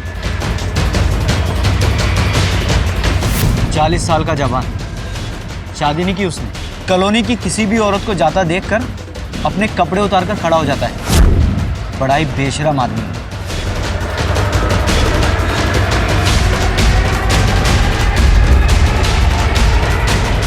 और ये सब मैंने ही नहीं, कॉलोनी के बहुत से लोगों ने देखा है। आप चाहें तो पूछ लो। Thank you. इतने सारे नाम? हाँ मैम, इन सभी के नाम सामने आए, लेकिन हर आदमी किसी तीसरे आदमी पर इल्जाम लगा रहा है। ऐसे केसेस में ना किसी पे ज्यादा भरोसा नहीं कर सकते, क्योंकि हर कोई सामने आता है। या तो ये पर्सनल दुश्मनी निकालने की कोशिश होती है या लाइमलाइट में आने की कोशिश होती है। लेकिन कोई सस्पेक्ट्स निकल के आए कि नहीं? Yes ma'am. मैम कामवाली का बेटा राजा, लोगों ने इसे ताकझाक करते हुए देखा था। और कॉलोनी में रहने वाला बैचलर हर्ष, इसके अजीब बिहेवियर से लोगों को इस पे भी शक है। और मुझे अभी तक इस तन्मय पे भी शक है। एक काम करो, तुम इन दोनों से पहले पूछताछ करके आओ, पता तो चले क्या पता लगता है इनसे। Okay ma'am. हाँ, झांकता हूं मैं। ऐसा कहाँ लिखा कि ऐसा नहीं कर सकते? चुप कर। क्या बोल रहा है तू? कितनी बार तुझे मैंने मना किया है, लेकिन तू है कि सुनता ही नहीं। सर, मेरे बेटे ने कुछ नहीं किया। इसे तो सिर्फ बड़े लोगों की जिंदगी पसंद है और वही जिंदगी ये जीना चाहता है। इसने कुछ नहीं किया। मेरा बेटा बहुत सीधा है, वो जानता है कि यही उसकी असली जिंदगी है। बड़े लोगों की जिंदगी से सिर्फ उसका लगाव है। जिस दिन कॉलोनी में मोलेस्टेशन हुआ, उस वक्त कहाँ था आपका ये सीधा साधा बेटा? सर मैं तो घर पे ही था। बोलना माँ। फोन दिखा दे रहा। इतना महंगा फोन कहाँ से आया तेरे पास? सर मैंने सेकंड हैंड लिया है। सर ये कह रहा है कि सेकंड हैंड लिया है तो सेकंड हैंड ही लिया होगा। मेरा बेटा झूठ नहीं बोलता, उसे छोड़ दीजिए, उसने कुछ नहीं किया। तुम्हारे खिलाफ कंप्लेंट आई है कि तुम हमेशा बिना कपड़ों के बाहर खड़े रहते हो, स्पेशली जब लड़कियां वहां से गुजरती हैं। कुछ ज्यादा नहीं हो रहा साहब, मेरा घर है, मैं कभी कभी टॉवल के साथ बाहर चला जाता हूँ। इसमें दूसरों का प्रॉब्लम है, मैं कंफर्टेबल फील करता हूँ। अब किसी को परेशानी है तो अपनी आंखें बंद कर ले। और जब ये लड़कियों के साथ छेड़छाड़ हो रही थी उस वक्त कहाँ थे? इतना किसको याद है? देखिए, याद नहीं है तो याद करने की कोशिश कीजिए, या फिर याद करने के दूसरे तरीके आजमाओ। उस रात मैं घर पर ही था और जाऊंगा भी कहाँ? मेरा कोई अपना है नहीं जो किसी के घर जाऊं। अरे एक मिनट, क्या कर रहे हैं आप इसे नहीं देख सकते? आपके पास सर्च वारंट नहीं है। और साहब क्या आप यहाँ पे अपना टाइम वेस्ट कर रहे हैं? यहाँ कुछ नहीं मिलेगा आपको। तुम्हें हमारे समय की चिंता करने की जरूरत नहीं है। जल्दी मुलाकात होगी, वो भी सर्च वारंट के साथ। चलो।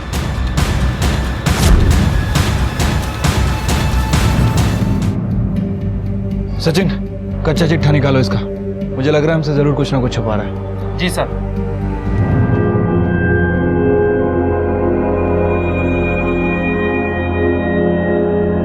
ओहो, नहीं नहीं रोते नहीं, चुप हो जा चुप हो जा चुप हो जा। क्या हुआ मेरे राज्य बेटे को? हाँ श्रेया, हाँ हल्ला हो रहा है, बहुत दर्द हो रहा है, प्लीज। हाँ शुभ, सो जा। क्यों इतना रो रहा है? हाँ और मेरा राजा बेटा रोया नहीं करते। हाँ सो जा।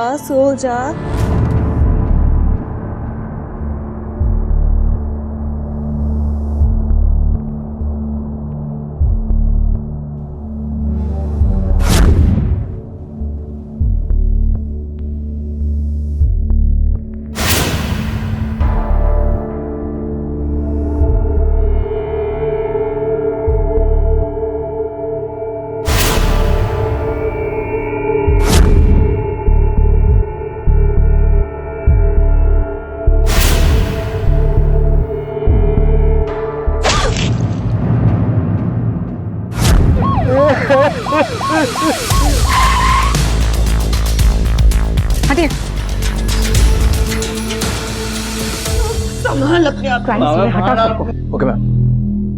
छोड़िए बॉडी को, छोड़िए प्लीज छोड़िए बॉडी को, छोड़िए आइए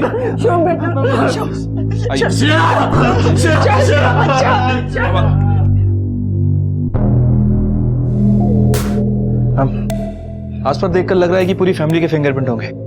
डेफिनेटली। फिर भी बॉडी को अच्छे से चेक करो, पोस्टमार्टम के लिए भेजो, और आसपास भी देखो कोई और सुराग मिलता है क्या। Okay ma'am.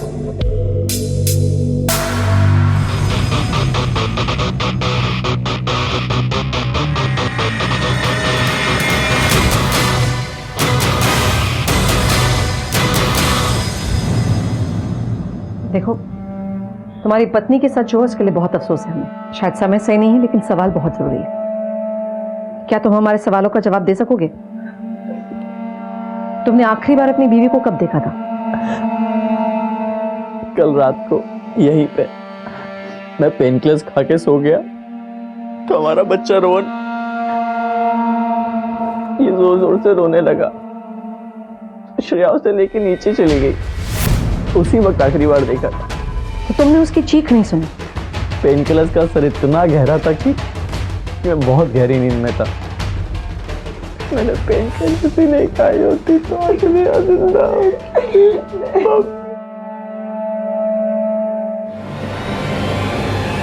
श्रेया, कहाँ है मेरी बच्ची? अरे क्या हो गया मेरी बच्ची के साथ? अरे मेरी बच्ची है, मुझे मेरी बच्ची की पहचाने दो ना। श्रेया कहाँ है सब लोग? इधर आओ तुम। क्या किया मेरी बच्ची के साथ तुमने? बताओ, तुम मेरी बच्ची के साथ तुझे बहुत चिंता थी अपनी बेटी की। हाँ, मार डाला मेरी बेटी को। ये बोल रही है तू मेरी बेटी को? अरे मेरा बेटा तो बहुत प्यार करता था उससे। मना किया था मैंने मेरी बच्ची को यहाँ आने से, लेकिन उसने मेरी एक भी बात मानी। अगर वो आज मेरे साथ होती ना तो उसकी ये हालत नहीं होती। और अब तो क्या ये झूठे आंसू बहा रहा है? जब मेरी बेटी जिंदा थी तो तूने इसका ख्याल भी नहीं रखा। मेरी बेटी को आप चले यहाँ से, कम ऑन।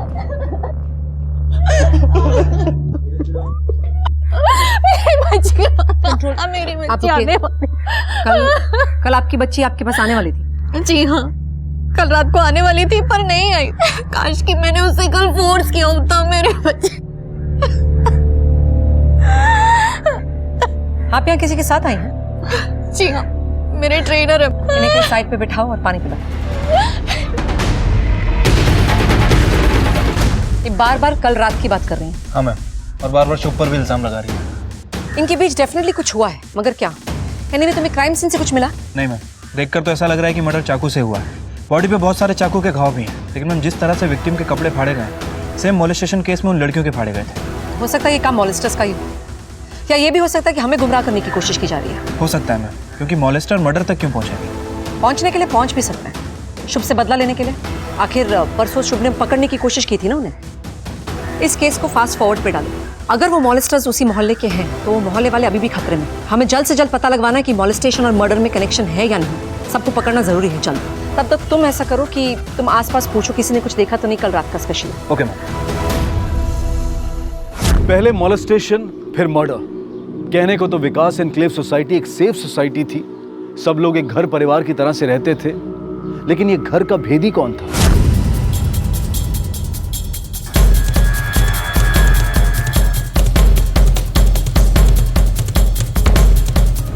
टीना का बेटा राजा और हर्ष, इन दोनों में से हर्ष के पास ज्यादा मोटिव लग रहा है। मैम पिछले 5 सालों से इसी कॉलोनी में रह रहा है, अकेला है, हो सकता है फ्रस्ट्रेट भी हो। पिछली कॉलोनी से इसे इसलिए निकाला गया क्योंकि वहां इसके ऊपर मोलेस्टेशन का चार्ज लगा था, लेकिन चार्ज साबित नहीं हो पाया। इसे देख के तो लगता है कि सबसे बड़ा सस्पेक्ट यही है, लेकिन हम बाकी दोनों को भी इग्नोर नहीं कर सकते। इन तीनों का प्रोफाइल ना हमारे प्रोफाइलर के पास भेजो, हमें इनको समझना बहुत जरूरी है। इनमें से कौन है जो केपेबल है मोलेस्टर से मर्डर तक जाने के लिए। और वैसे भी विक्टिम ने कहा था 2 या 3 विक्टिम्स है ना? मैम अभी तक जो इन्फॉर्मेशन हमारे पास है उसके हिसाब से 2 विक्टिम्स हैं। तो हो सकता है इन तीनों में से कोई आपस में कनेक्टेड हो।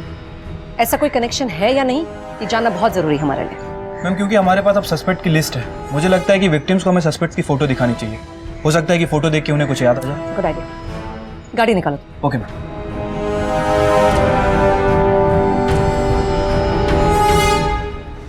बेशरम आदमी, तेरी लड़ाई मुझसे थी, मेरे से बहस थी।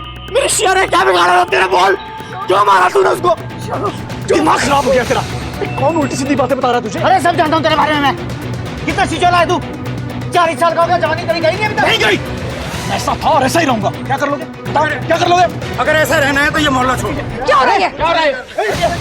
सब बंद करिए बस। चलिए आप लोग। लेकिन हम ये भूल जाते हैं कि पुलिस का हर जगह मौजूद होना मुमकिन नहीं है। तो ऐसे में हमारी जिम्मेदारी कहाँ जाती है? आज जब हमारा मोहल्ला, हमारे पड़ोसी हमारे मूल परिवार का हिस्सा बन चुके हैं, तो फिर इस बड़े परिवार की सुरक्षा का जिम्मा भी तो परिवार वालों को ही उठाना चाहिए। लेकिन सतर्क रहने का मतलब सजा देना नहीं। अपने परिवार का ध्यान रखें, लेकिन कानून को अपने हाथ में ना लें। तुम्हारी कॉलोनी वालों का गुस्सा जायज लग रहा है मुझे। हमने तुम्हारी पूरी हिस्ट्री निकाली है। 5 साल पहले भी एक मॉलेस्टेशन का चार्ज, और अब ये। मैम, सबकी तरह आप भी मुझ पर विश्वास नहीं कर रही हैं। 5 साल पहले जो हुआ उसकी सजा अब तक भुगत रहा हूं मैं। मेरी एक दोस्त थी जिसे मैं पसंद करता था, और उसकी बातों से लगता था जैसे वो भी मुझे पसंद करती है। अगर मुझे जरा सा भी एहसास होता कि वो मुझ में इंटरेस्टेड नहीं है तो मैं उससे दूर रहता। उस छोटी सी गलती ने मेरी पूरी जिंदगी खराब कर दी। पर इसमें मेरी कोई गलती नहीं है मैम। पता नहीं शुभ मेरा नाम क्यों ले रहा है। ठीक है, हमें शायद और पूछताछ करनी पड़ेगी तुमसे। शहर में ही रहना। टीम को तैनात रखो चारों तरफ, सब पे नजर रखो, स्पेशली हर्ष के घर के बाहर। गुस्से से भरी कॉलोनी है ये, कभी भी कुछ भी हो सकता है, और हम लोग एक और क्राइम अफोर्ड नहीं कर सकते। मैंने टीम को ऑलरेडी ऑर्डर दे दिया। गुड। और ये इनका क्या हुआ, जो लड़कियों को हमें फोटोग्राफ दिखानी थी? मैम उन तीनों विक्टिम्स को कह दिया है कि हम फोटोग्राफ्स लेकर आ रहे हैं। तीनों विक्टिम तो 4 थे ना, चौथी का क्या हुआ? मैम एक इंडिया के बाहर शिफ्ट हो गई है, मैंने उसे फोटोग्राफ्स फैक्स कर दिए, जल्दी वहां से रिस्पॉन्स आएगा। चलो लड़कियों से मिलते हैं। बेटा हमारे पास 3 सस्पेक्ट्स हैं। मैं चाहती हूँ आप इन्हें ध्यान से देखो और बताओ कि क्या इनमें से किसी ने आप पर अटैक किया है?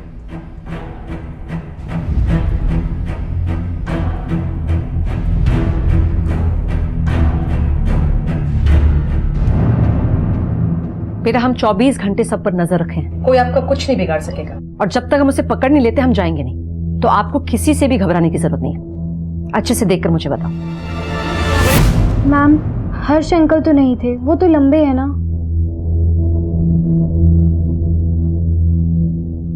इन दोनों में से कोई? शायद इन दोनों में से ही कोई एक था। तुम श्योर नहीं हो? Thank you. घबराने की जरूरत नहीं है। इन तस्वीरों को अच्छे से देखो और बताओ क्या इनमें से कोई था? याद नहीं है मैम, शायद इन दोनों में से कोई एक है। मैम मुझे सच में कुछ भी याद नहीं है, और मैं अब उस रात को याद भी नहीं करना चाहती।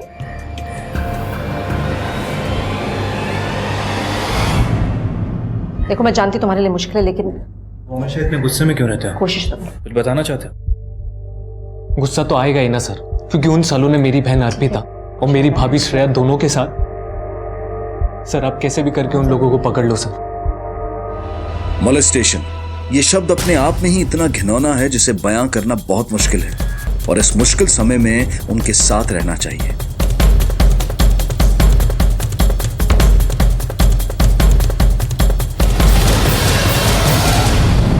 मैम चेतन कुछ ठीक नहीं लग रहा है, देखने से ऐसा लग रहा है कि उसके दिल में काफी गुस्सा है फैमिली के लिए।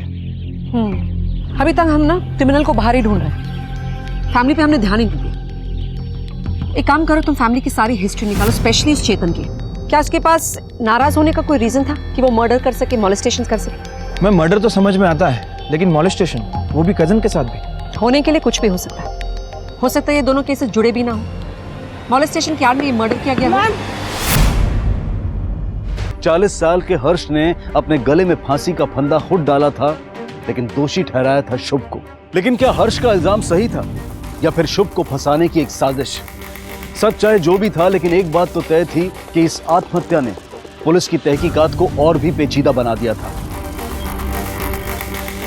हर्ष के सुसाइड नोट की बिना पर पुलिस ने शुभ को गिरफ्तार भी किया। मोलेस्टेशन के तीनों मुख्य आरोपियों में से एक की मौत हो चुकी थी और बचे थे 2, तन्मय और राजा। अब बड़ा सवाल यह था कि इन दोनों में से असली गुनहगार कौन था? क्या मोलेस्टेशन और खून का अपराधी कोई एक ही था या फिर ये 2 अलग अलग लोग थे? और तभी पुलिस को एक ऐसा सबूत मिला जिससे उनकी तहकीकात को एक नई दिशा मिल गई। अजीब बात है ना, जब कॉलोनी में श्रेया का मर्डर हुआ और जब मॉलेस्टेशन हुआ, दोनों ही वक्त तुम अपनी आंटी के घर थे। सर, मैं यहाँ पे सिर्फ पढ़ाई करने के लिए आया हूँ, मैं कोई क्रिमिनल नहीं हूँ। हर क्रिमिनल यही कहता है कि उसने कुछ नहीं किया, लेकिन पता है तुम्हारे हॉस्टल के दोस्तों ने क्या कहा? उन्होंने कहा है कि तुम शुभ पर बहुत गुस्सा थे। कहीं गुस्से में आकर तुमने शुभ की पत्नी का मर्डर तो नहीं किया? माना कि मैं गुस्सा था क्योंकि मेरी एक्स्ट्रा पॉकेट मनी बंद हो गई थी। फिर ये सोच के मान लेता था कि जितना शुभ भैया ने मेरे लिए किया शायद उतना कोई नहीं करता। तुम्हारी बातें सुनकर विश्वास तो नहीं होता, क्योंकि जब जब कॉलोनी में क्राइम हुआ है तुम आसपास नजर आए। जानता हूँ सर, मेरी बातों पे यकीन करना आसान नहीं। सर, मैं वहाँ पे तभी जाता जब मेरे पास पैसे नहीं होते थे। पिछले 8 महीने से मेरा आना जाना बढ़ गया था क्योंकि शुभ भैया ने मुझे पैसे देने बंद कर दिए थे। क्यों? क्योंकि उनकी दोबारा शादी हो चुकी थी। शुभ ने दोबारा शादी की थी? उसकी पहली बीवी का क्या नाम है?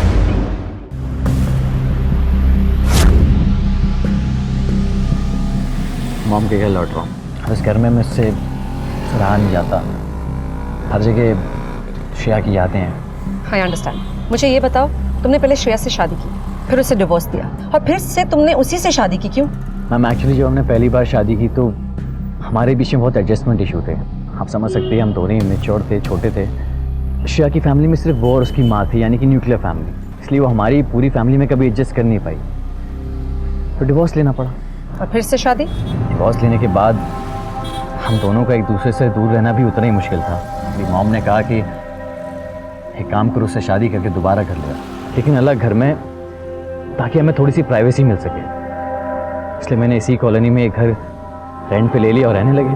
काश हम लोग सब साथ में रह रहे होते तो ये सब कभी नहीं होता और श्रेया आज जिंदा हो। मैम, अगर सॉल्यूशन इतना ही सिंपल था तो फिर इसे डाइवोर्स की जरूरत क्यों थी? ना, अगर दिखाया जो जाए ना, जरूरी नहीं वही सच हो। ये शुभ की साइड की स्टोरी है, लेकिन तुम्हें याद है उस दिन श्रेया की माँ कितना बुरा भला कह रही थी इन सबको? मुझे लगता है हमें श्रेया की माँ से मिलना चाहिए।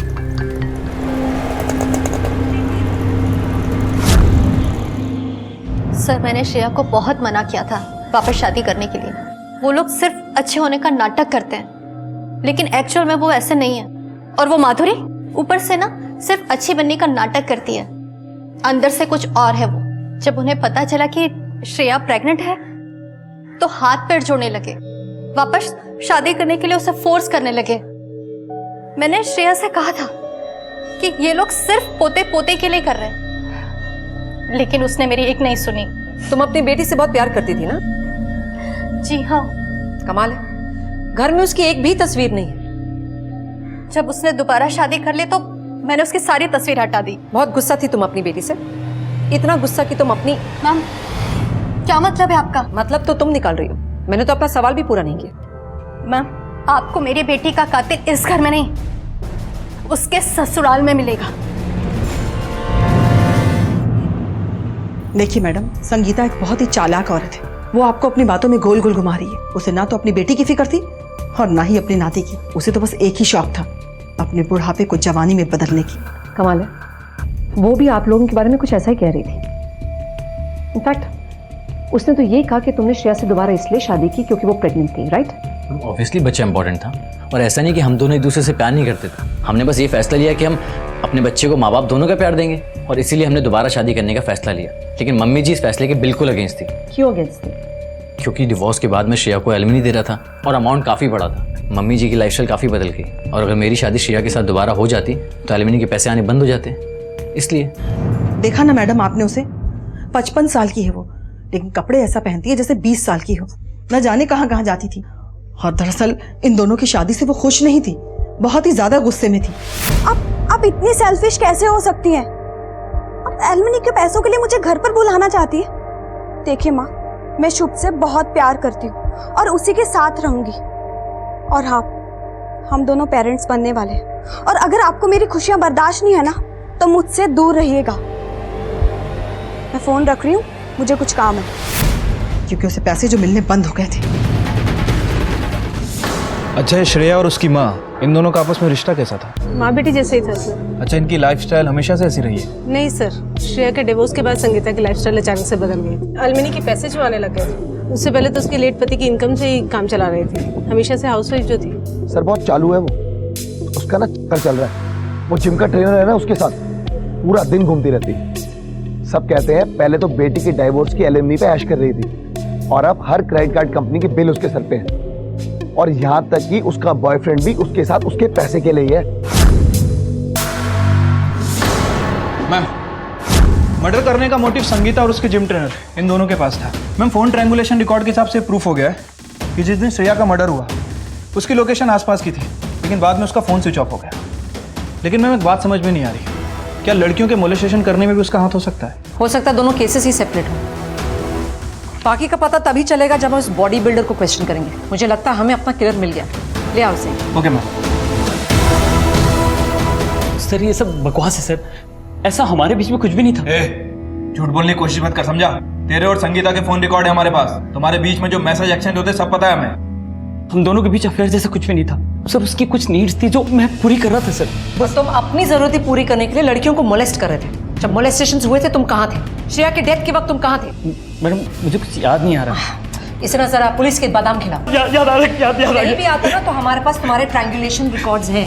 हमें पता है कि तुम श्रेया के घर के पास ही थे उसके मर्डर के वक्त। हाँ मैं वहाँ गया था, पर मैं श्रेया को पिकअप करने गया था। वो उसकी माँ के घर आने वाली थी उस रात। पिकअप करने गए? पिकअप किया उसे? नहीं मैडम, संगीता जी का मुझे फोन आ गया था। हाँ संगीता जी। अच्छा, लाना नहीं है? ओके, मैं आता हूँ। और कन्वीनियंटली उसके बाद तुम्हारा फोन भी बंद हो गया। मैडम मेरे मोबाइल की बैटरी वैसे ही 10% थी और थोड़ी देर में स्विच ऑफ हो गई। मैं उस रात संगीता जी के साथ ही था और उनके पास मेरे मोबाइल का चार्जर भी नहीं था। आप एक बार उनसे कंफर्म कर लीजिए। हाँ, है वो मेरा बॉयफ्रेंड। और अगर मैंने अपनी बेटी के पैसे यूज किए तो क्या गलत किया? बेटी ही थी ना मेरी। तुमने अपनी बेटी को लेने के लिए अपने बॉयफ्रेंड को भेजा था उस रात? हाँ। 9 बजे? हाँ, मैंने उससे भेजा था, लेकिन जब श्रेया ने मना कर दिया तो मैंने धर्म से कहा वापस आ जाने की। और रात भर कहाँ रहा ये धर्म? मेरे साथ। किस किताब में लिखा है मैम कि एक 55 साल की औरत अपनी लाइफ अपने तौर तरीके से नहीं जी सकती? क्या मुझे खुश रहने का अधिकार नहीं है? मैम, आप भी एक औरत हैं, बताइए ना।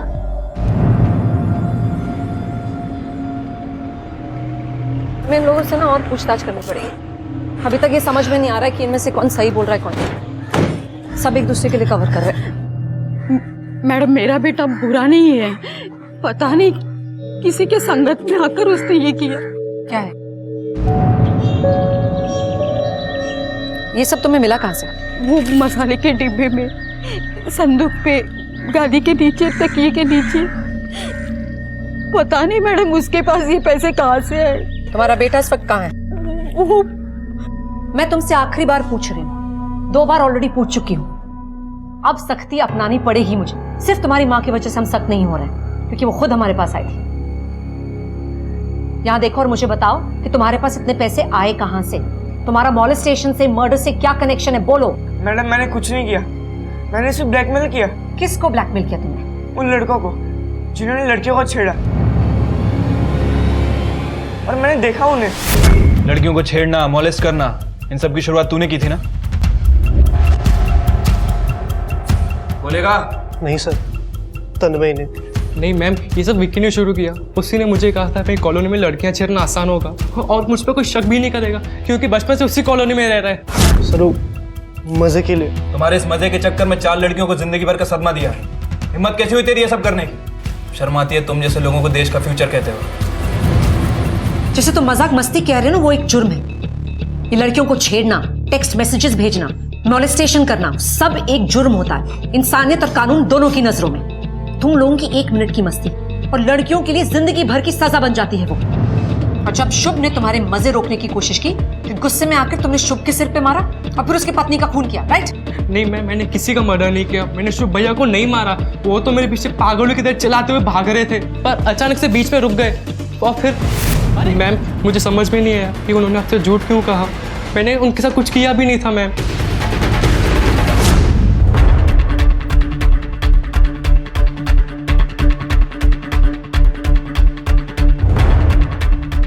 मैडम तुम लोग तो ज्यादा ही चालाक निकले। सारी प्लानिंग तुम लोगों ने की और सस्पेक्ट्स बने कोई और। वाह, लेकिन एक बात मुझे बताओ कि अपने ही बेटे को मारते हुए तुम्हारे हाथ नहीं कांपे? कॉलोनी में मॉलेस्टेशन के केस हो रहे थे और उसकी आड़ में तूने अपनी बीवी को मारा। मैं बताता हूँ ना सर। सर मैं श्रेया को नहीं मारना चाहता था सर। सर पर मेरी माँ ने कहा कि बस एक ही तरीका है, कर दो। या तो मैं अपनी माँ को चुनूं या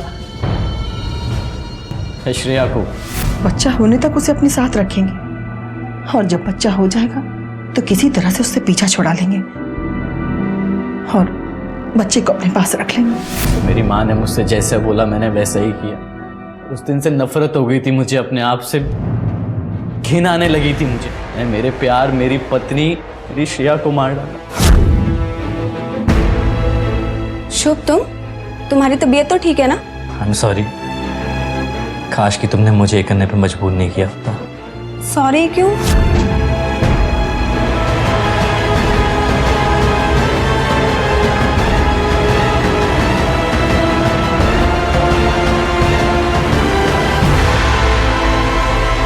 सर मैंने बहुत गलत किया है सर, तो माफी मांगने के लायक भी नहीं है सर। मैंने बहुत गलत किया सर। कैसा प्यार है ये तुम्हारा जिसने तुम्हारी बेटी की जिंदगी ही बर्बाद कर दी? मैडम मेरी गलती नहीं थी, गलती उस श्रेया की थी। जब से शादी होकर के आई थी मेरे बेटे को मुझसे छीनना चाहती थी, मुझसे अलग करना चाहती थी। मैंने अपने बेटे को इतना जद्दोजहद से पाल पोस कर बड़ा किया और उस महारानी को एहसान किया क्या तुमने अपने बेटे पर? एहसान किया है, अपने बेटे को तुमने मोहरा बना दिया और उसी से उसकी पत्नी का खून करवा दिया। और नतीजा क्या हुआ? हाँ, अब तुम्हारा बेटा सड़ेगा जेल में जिंदगी भर के लिए और तुम भी। और तुमने ये सब पोते के लिए भी किया था ना, और अब वही पोता जिंदगी भर रहेगा माँ बाप के प्यार के बिना, सिर्फ और सिर्फ तुम्हारे प्यार की वजह से।